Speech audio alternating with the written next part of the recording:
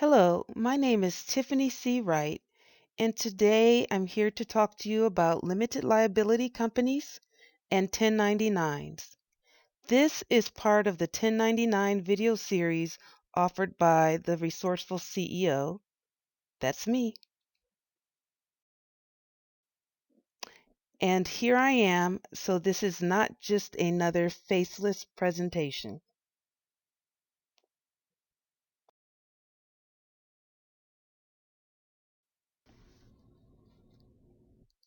All LLCs must file 1099s for independent contractors to whom it paid $600 or more during the prior calendar year. Here's a picture of a 1099 miscellaneous form, which is the form that goes out to independent contractors. In addition, if you are operating as an LLC, you must receive 1099s for any services that you provided for which you received $600 or more in the prior tax year. And this applies for all LLCs, regardless of whether the LLC files as a corporation, a partnership, or as a sole proprietorship. Companies provide you with significant asset protection. It allows you to shield your personal assets from your business assets. So if you were to be sued or to enter into a contract dispute that you lose, or have an employee file a discrimination suit against your company, whatever the reason may be that would result in your company needing to pay out damages, you would not personally be liable for those damages by forming, if you're operating under an LLC structure. Laws recognize LLCs as entities completely separate from you as the owner. To form an LLC, you need to file at the state level. You file articles of organization with the Secretary of State. If you file a corporation, if you form a corporation, you file articles of incorporation. Again, when you file to form an LLC, you file articles of organization. One thing that I must point out is that if you are a single member LLC, then you may not be able to form in some states. For example, Ohio does not currently allow for the formation of a single member LLC. All 50 states allow for the formation of multi-member LLCs. A single member LLC is a one owner LLC, and a multi-member LLC is a multiple owner LLC. Members are are the names given to the owners of LLCs.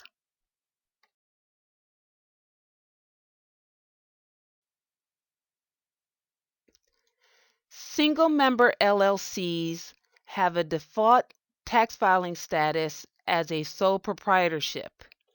In the past, the IRS referred to this as a disregarded entity, but now they just say that you must file as a sole proprietorship. You can also elect to file as a corporation by submitting Form 8832 to the IRS. As a multi-member LLC, meaning there's multiple owners, then your automatic default status is filing as a partnership. However, you can also elect to file as a corporation by submitting Form 8832. When you file your taxes as an LLC, if you are if you are defaulting to a sole proprietorship, then you must include Schedule C, or in some cases Schedule E, on your Form 1040 of your personal tax return. If you are filing as a partnership, then you file Form 1065. If you're filing as a corporation, you file Form 1120. The point is that your status, your tax filing status, has absolutely no bearing on whether or not you receive or send out 1099s to an LLC. So if you are operating as an LLC, you must receive 1099s if you were paid $600 or more for services provided. And if you are employing or engaging in business with another LLC, and you pay them $600 or more, you must send them a 1099. It doesn't matter what their tax filing status is. One note is that corporations have a higher administrative and reporting requirements, so the IRS exempts corporations, but the federal government is what governed, or federal and state governments govern the admin and reporting requirements for corporations, not the IRS. That is why the filing status does not matter with regards to LLCs adopting the corporate filing status.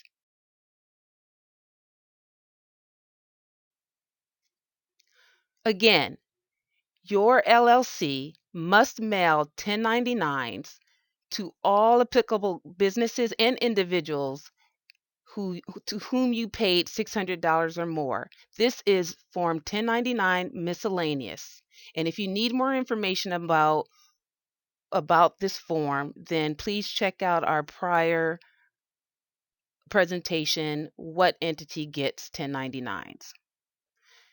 In addition to 1099 miscellaneous, which is what most people are familiar with, there are 1099Bs, which, if you engaged in barter transactions with another business in the amount of $600 or more, then you need to submit, you need to send them a 1099B.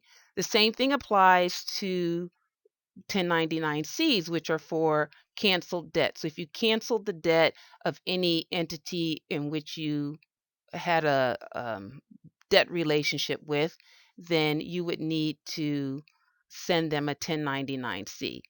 There are additional 1099s, but the usage is rare, so please just check with the IRS if if you think you have situations which may require other 1099s.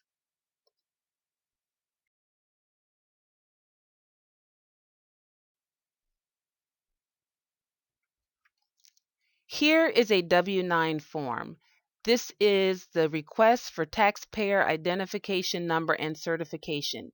This form is key to sending out and receiving 1099s. It provides the information that forms the basis for completing a 1099. It asks for your EIN, the legal business name, address, and in this section, you certify, or whomever signs this form is certifying that all the information above is true and correct to the best of their knowledge. And they're also certifying that they have the authority to sign on behalf of the company. And this is important to send out as soon as you if you're the LLC, as soon as you sign a contract for services of $600 or more, then you should receive a W-9. Same thing applies if you are requesting services from a service provider in excess of $600, then as soon as you sign the contract or they sign the contract, then you should send them a W-9 for them to complete. If you wait until the end of the tax year to request this information, you may not have the information in time for you to file your 1099s.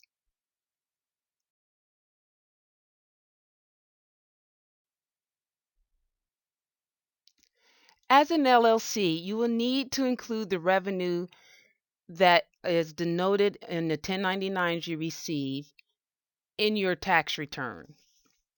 So for those of you who keep very good records, for instance, you use QuickBooks, this is not a concern because QuickBooks tracks all the payments that you receive or all the contracts you enter into if you have a good accountant or bookkeeper. So this is just additional record keeping for you. However, for those of you who don't keep very good records, if you omit some of your um, some of the payments you receive You have to make sure that you do not omit the payments that you receive that are recorded on 1099s, because the IRS double checks the 1099s in its database against your tax returns, and it looks for discrepancies. It basically treats your 1099s the same way it treats W-2s.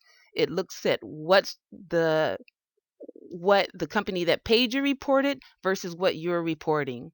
And so if you are underreporting your income, then your LLC will be subject to penalties and fees for underreporting.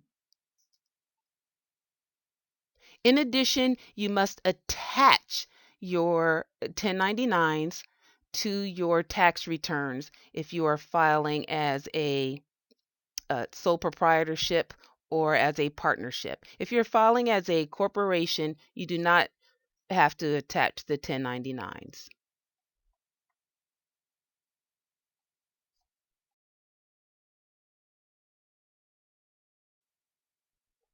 For more information and additional videos, visit Cash for Impact at www.cashforimpact.com/1099-guide. Thank you very much for joining us. And if you have any questions, then please email me at info@cashforimpact.com. This is Tiffany C. Wright, your resourceful CEO, signing off.